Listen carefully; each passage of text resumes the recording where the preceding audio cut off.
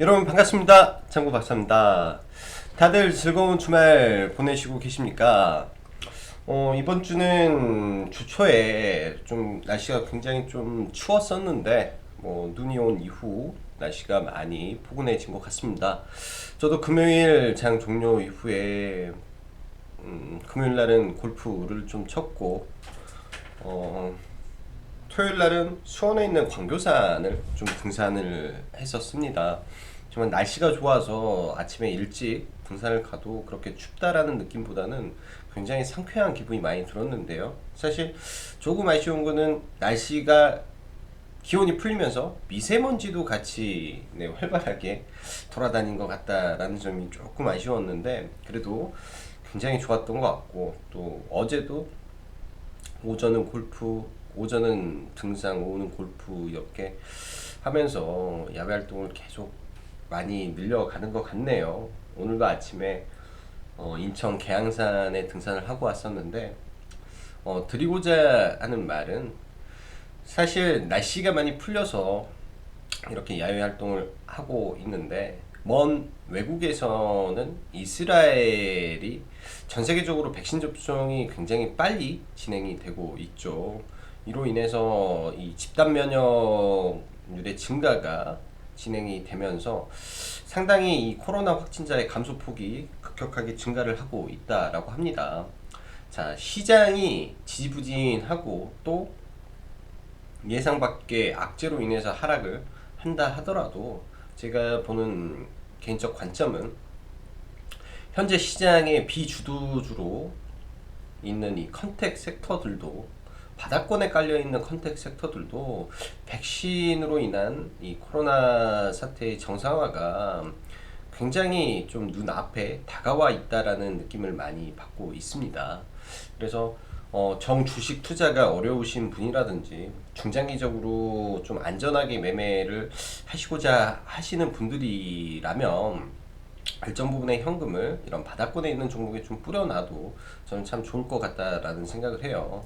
저희 회원님들에게는 그런 말씀을 드렸습니다. 사실 이 바닥권에 있는 컨택 섹터 종목군들 사실 상승 탄력이 그렇게 강하지는 못하겠지만 일정 기간이 지났을 때 그리고 코로나로 인한 이 피해가 정상화로 진행이 될 때쯤이면 우리가 생각하지 못하게 굉장히 빠르게 올라갈 수 있다라는 말씀을 드렸는데요. 그 말은 이 심리의 변화가 그렇게 바뀔 수 있다라는 관점으로 해석을 하시면 되고 그런 날이 머지않아 찾아올 거라는 강한 믿음이 있다 정도로 마무리하겠습니다. 자, 그럼 해외 증시 마감된 거 그리고 금요일 우리나라 시장 그리고 다음 주 상거래일 남은 국내 증시 한번 살펴보도록 하죠. 자, 일단 해외 증시 최근 굉장히 견조하게 지속적으로 상승을 하고 있습니다. 여기에는 이제 게임스탑발 이슈가 거의 마무리가 됐죠. 폭락을 하고 또 금요일날 19%가 상승을 했으나 다시 얘가 예전처럼 300달러 가버리면 이거는 말도 안 되는 거라고 저는 봐요. 올라가면 이 설거지 파동을 하려고 올라가는 거고 대왕 개미도 360억을 날렸네 120억이 추가로 날렸네 하는데 걔도 이제 올라가면 팔겠죠. 주식은 안 팔면 돈이 아니기 때문에. 그 다음에 미국은 이 추가 부양책에 대해서 그 전에는 하원에서 통과를 하더니 25일 밤에는 상원에서도 통과를 이루었다라고 합니다. 그에 대한 기대감과 이 시장의 반응은 나스닥과 S&P 500의 신고가로 반응이 됐고 많은 종목군들이 상승을 했죠. 거기에 이제 애플이 이제 추가적인 하락이 아닌 상승을 좀 보이고 있다라는 점은 애플카에 대한 시장의 기대가 애플을 좀 더 끌어올리는 모습으로 시장을 지켜주고 있다라고 생각이 돼요. 사실 애플카 이슈는 오늘 조금 더 이야기를 할 건데 간단하게 보면 애플은 하나의 구매자죠. 우리가 신발 하나, 옷 한 벌을 사더라도 이것저것 메이커를 고민을 하고 가격을 따지면서 오프라인 가격이 얼마고 온라인 가격이 얼마인지를 재보는데 애플 수조 혹은 수십조의 돈이 들어가서 이익 창출을 해야 되는 이 사업을 하는 사람 입장에서 그렇게 쉽게 결정이 나겠냐라는 생각을 합니다. 일단 2월 8일, 즉 다음 주에 이제 현대차 재공시 일정인데 이러한 이벤트를 앞두고 앞두고 무리한 투자가 이루어지지 않았나라는 생각도 진행이 되고 사실 어 언론 보도가 이리저리 왔다 갔다 하는 상황 속에서 진행된 거라 또 많은 피해가 있을 수도 있겠다라는 생각을 합니다. 그렇지만 그거 우리가 이제 이런 부분에서 교훈을 얻어야 될 거는 최근 급격하게 올라갔던 부분에서 이슈가 나왔을 때는 항상 경계해야 된다. 그리고 그 이슈로 추가적인 모멘텀이 나오지 않았을 때도 대비를 하면서 시장을 매매를 해야 된다라고 생각을 하고 또 다른 한편으로는 이미 저는 그렇게 생각을 해요. 애플, 기아차는 사실 다시 보면 엄청난 중장기적으로는 큰 이슈라고 생각을 합니다.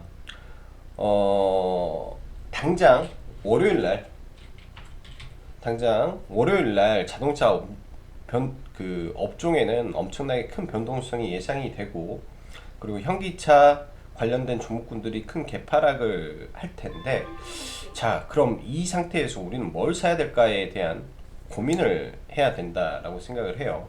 뭐 구형테크라든지 아진산업, 뭐 현기차 관련해서 올라갔던 조지아주에 있는 공장들은 아마 개파락을 크게 할 것이고 이에 따라서 뭐 현기차, 뭐 현대모비스, 뭐 관련된 부품 회사들도 큰 폭의 하락을 하겠죠. 그러게 된다면 저는 현대차를 싸게 다시 사고 싶습니다. 이번 시장 하락할 때도 현대차를 봤었고요. 또 하락한다면 현대차를 고민을 해볼 건데 현대차만 좀 우선 한번 본다면 저는 현대차를 이 가격에서 사고 싶어요. 뭐 여기까지 쉽게 떨어지겠냐 생각을 하는데 항상 종목을 매수하는 타이밍은 이곳의 저점을 이탈하는 선에서 지난번에 매수를 들어갔죠. 여기서 매수를 들어가서 회원님들하고 이렇게 수익을 잘 내고 나왔어요. 그리고 23만원에 매수를 언급을 드렸고 잘 팔고 나왔죠. 자 그렇게 된다면 이런 대형주는 이 추세를 따라갑니다. 이 추세를 대형주는 이 무시할 수 없는 추세를 따라가기 때문에 개파락이 크게 떨어지면 이 어정쩡한 구간에서 들어가지 말라는 말씀을 1차적으로 드리고 싶어요. 이 구간 떨어뜨리면 여기서 살 생각이십니까? 저는 여기서는 안 삽니다. 적어도 이 곳을 깨야 매수가 가능할 것 같고 이 구간을 일단은 이탈을 한번 저는 시켜줄 가능성이 높지 않겠느냐. 즉 두 가지로 해석을 하면 돼요. 이평선의 첫 자리에서 살 것이냐 아니면 이 아랫꼬리부터 이 구간부터 이 아래로 분할 매수를 해서 평단을 낮출 것이냐 아니면 한 방에 나는 여기까지 기다려서 살 것이냐로 저는 해석을 하는데 저는 일단 생각은 여기에 중심값 언저리에서는 들어가 볼 생각입니다. 지금 이 구간에서 올라온 폭이 상당하기 때문에 여기까지 떨어지려면 10% 이상 떨어져야 돼서 하루 이틀에 내려올 주가의 범위는 아닌 것 같고요. 그래서 이 구간을 하회하는 순간 아마 60일 이평선이 올라오면 그거에 맞춰서 매매를 할 것 같고 그 구간이 저는 22만원 선이 되지 않을까라고 조심스럽게 예측을 하기 때문에 이런 가격 범위를 일단은 생각해서 좀 봐보시기 바라고요. 현대 기아차에 문제가 생기면 그간 시장에서 강하게 들어왔던 수급이 과연 어디로 갈 것인가에 대한 우리는 고민을 해야 되겠죠.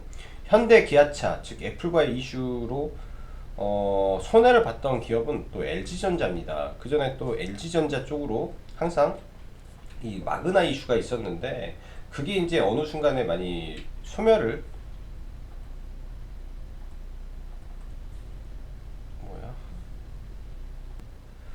소멸을 하게 됐죠. 소멸을 하게 되면 그냥 한번 봐보는 거죠. LG전자는 어떠한가. 주가 위치가 다소 높네요. 주가 위치가 다소 높아서 뭐 일단은 월요일날 관심권에서는 한번 봐보는 것도 나쁘지 않고 삼기라는 종목도 LG 관련주인데 주가 위치가 돌파를 이런 이슈로 해주는지 혹은 LG 이노텍 쪽으로 수급이 같이 몰리는지 즉 LG 계열 쪽으로 수급이 몰리는지 한번 체크가 필요할 것 같습니다. 또 하나 더, 삼성전자 금요일날 잠깐 뭐 반도체 투자 관련된 이슈가 좀 나왔었죠. 이 미국의 130억 달러에 대한 투자 가능성에 대한 이슈가 좀 나왔는데 설로만 좀 나와 있어서 뭐 아직까지는 크게 움직이는 부분은 없습니다. 일단은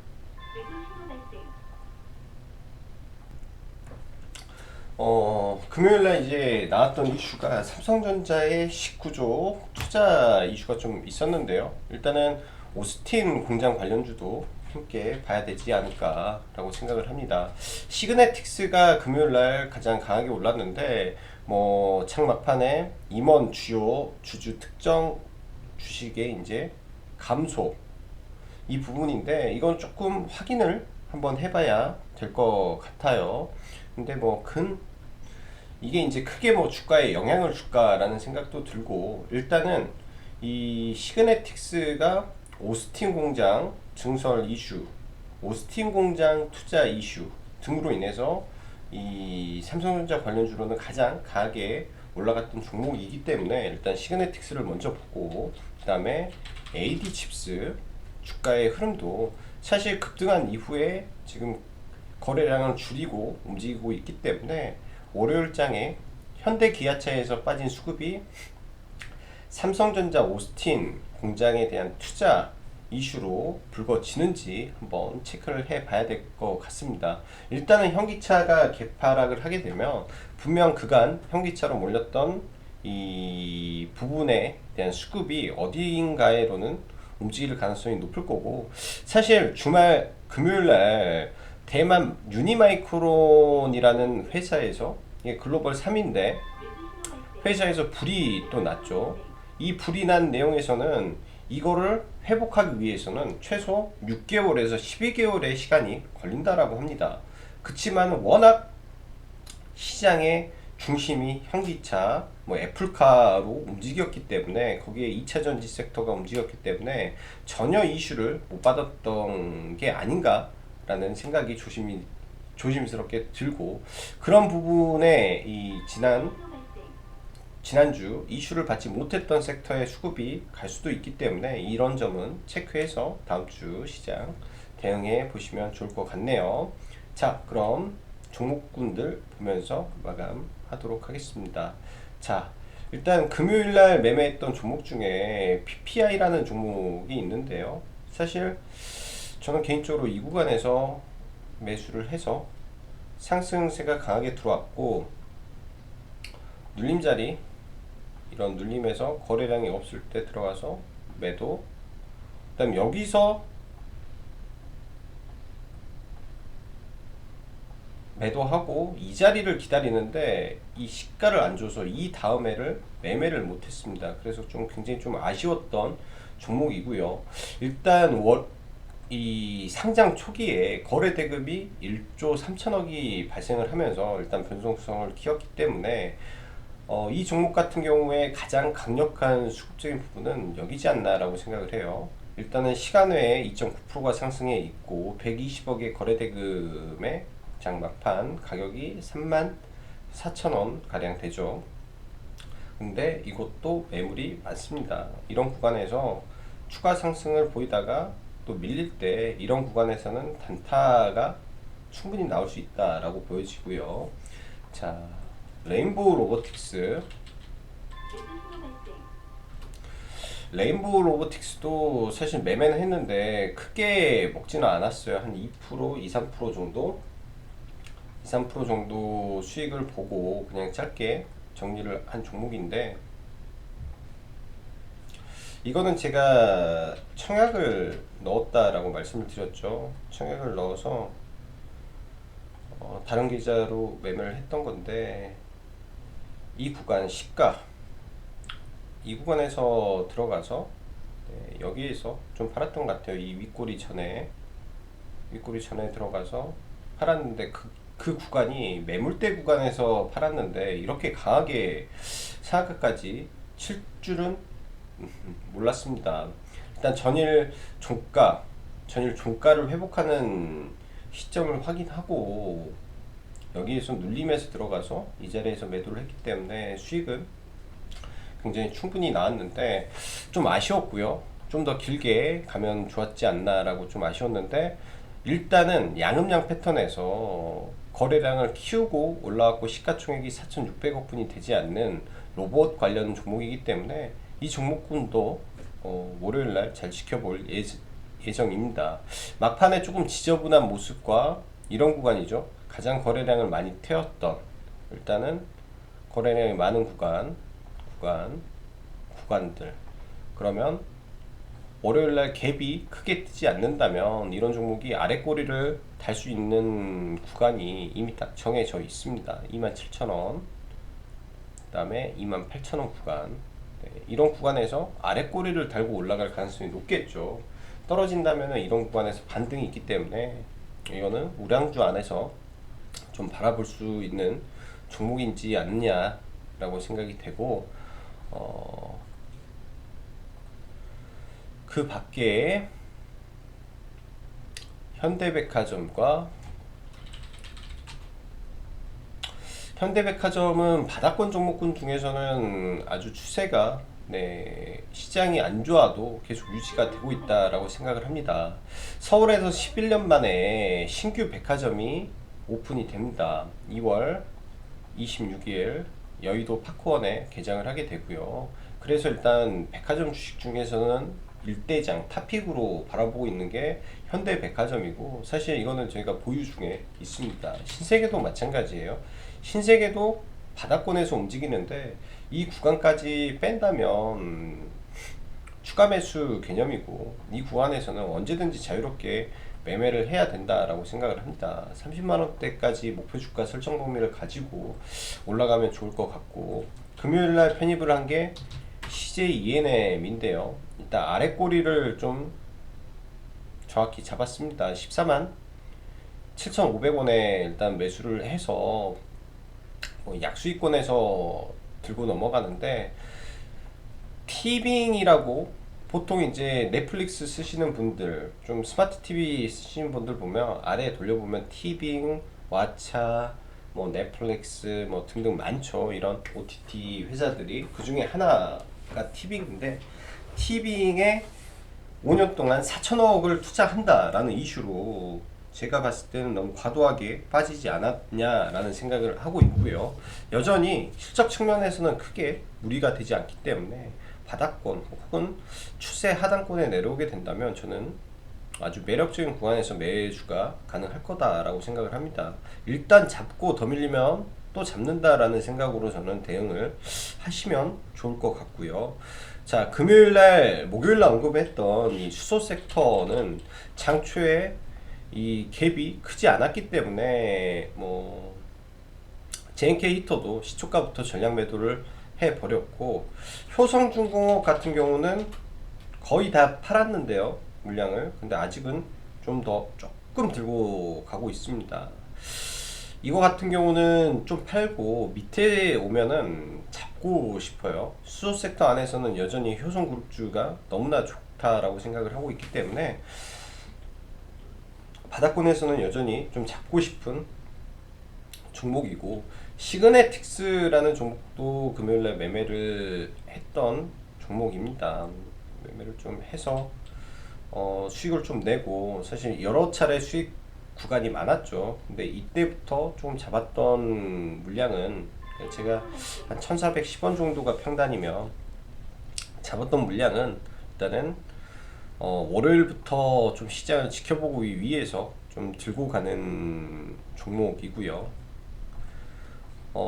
그 밖에 이제 월요일 날부터 저는 대형주를 조금 봐야 되는데 이번 주는 SK 이노베이션과 LG 화학의 또 결과가 발표가 되죠. 이런 부분이 2차 전지 섹터에 어떻게 작용을 할 것인가 또 함께 신경을 쓰셔야 될 것 같습니다. 자, 오늘도 남은 주말 즐겁게 보내시고 저녁 라이브 시간에 또 뵙도록 할게요.